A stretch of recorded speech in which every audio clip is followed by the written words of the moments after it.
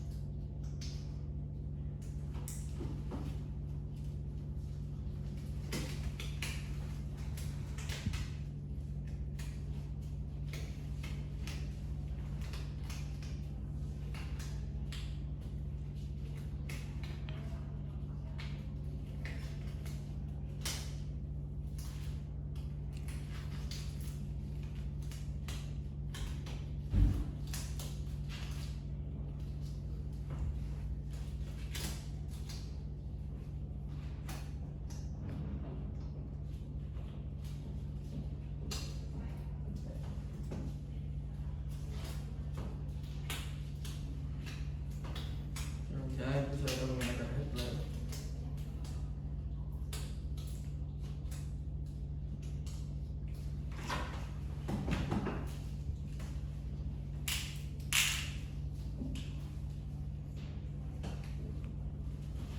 Yang pertama kita periksa terlebih dahulu pada bagian telinga luar pasien. Di sini kita periksa pada bagian aurikelnya.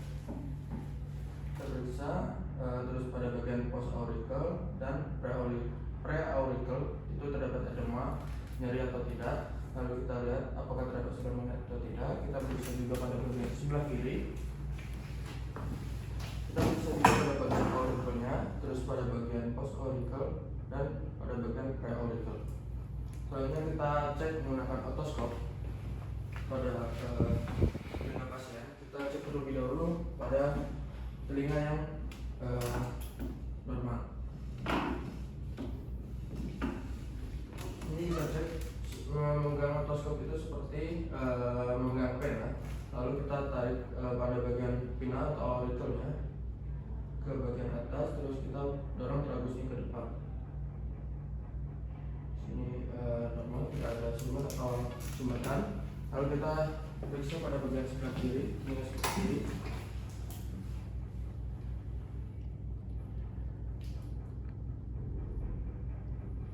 Ini Pak ya. Di sini terdapat sedikit korban pada bagian mata pasien sebelah kiri. Lalu selanjutnya kita tes juga selanjutnya tes voice test, di mana di sini ada terdapat ROG ya. Nanti Bapak boleh tempelkan pada bagian telinga yang tidak di pada bagian telinga yang kiri. Kita tes pada bagian telinga yang normal terlebih dahulu dengan jarak 1 meter.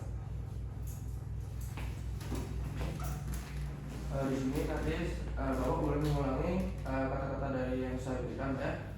Dimana jika pasien lebih dari 80% maka pasien itu normal. Baik Bapak, kita bisa mulai. Pintu, bola, lampu, lemari, meja. Baik, di sini pasien dapat menunjukkan lebih dari 80%. Boleh untuk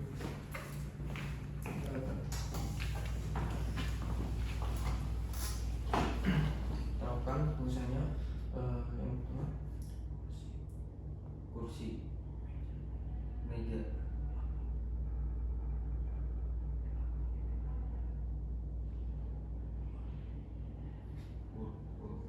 di sini pasien kurang untuk intensitas rendahnya kita naikkan, dan pasien juga kurang dari 80%, kita naikkan ke intensitas yang sedang atau intensitas sedang. Lampu, lampu, bola, bola, meja, meja, kursi. kursi. Di sini pasien dapat mendengar dari intensitas suara yang sedang. Baik, selanjutnya kita lakukan pemeriksaan itu Linen test, di mana kita tes terlebih dahulu pada bagian mastoidnya. Kita getarkan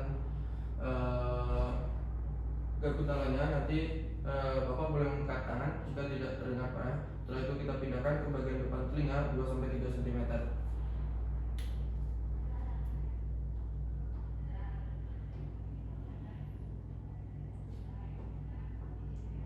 Di sini pasien tesnya positif karena pasien dapat mendengar pada saat melakukan pemeriksaan.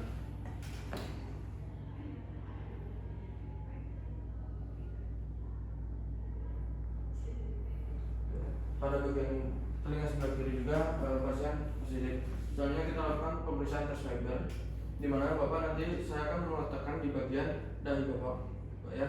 Nanti Bapak rasakan untuk getaran atau suaranya itu lebih ke arah mana Pak, ya? Lebih besar ke arah mana? Bukan Pak, ya? Untuk getarannya lebih ke arah bagian mana? Tidak ada, sama. Sama semua, ya. Baik, setelah lakukan pemeriksaan, kita selanjutnya implementasi audiometri. Baik Bapak, untuk implementasinya di sini nanti kan dilakukan menggunakan garpu tangga itu dari 500 sampai 4000 Hz, di mana nanti akan dibagi 4, di mana di sini nanti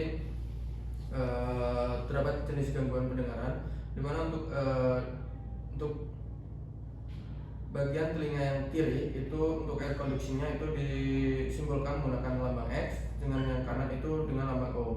Untuk bone conduction-nya itu untuk telinga yang kiri itu berwarna biru, dan yang sebelah kanan itu berwarna merah atau tanda kurang. Lalu di sini untuk pada yang pertama itu pada gangguan pendengaran konduktif, di mana untuk ambang batas bone conduction-nya itu dalam batas normal, dan ambang batas air conduction-nya itu dia melebihi jangkauan pendengaran normal atau lebih besar dari 25 desibel. Untuk normalnya itu bone conduction dan air conduction-nya itu dia tidak melebihi dari 25 desibel. Lalu untuk pendengaran sensori neural, untuk bone conduction dan air conduction-nya itu dia berdempetan, tidak atau kurang dari 10 desibel. Kalau gangguan pendengaran campuran itu dimana untuk bone conduction dan air conduction-nya itu tidak berada dalam jangkauan pendengaran normal, dan celah antara udara dan tulangnya itu lebih dari 10 desibel. Baik Bapak, untuk dimana tadi yang dilakukan pemeriksaan pada telinga Bapak itu pada bagian sebelah kirinya terdapat gangguan, dan selanjutnya nanti saya akan merujuknya atau ke spesialis THT Pak, ya. Apakah ada yang ditanyakan? Tidak. Jika tidak ada, sekian dari saya. Wassalamualaikum warahmatullahi wabarakatuh. Waalaikumsalam.